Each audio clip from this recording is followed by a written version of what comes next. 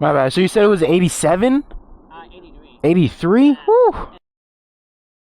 It's Honda's first superbike that ever made. So it's like only 11,000 made.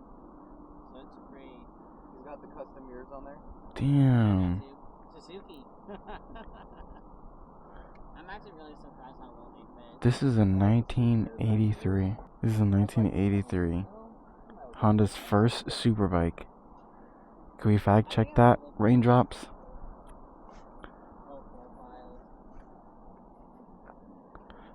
How many miles on it? It says 28,000, but the guy did an engine rebuild, so it's only 2,000. Oh, okay.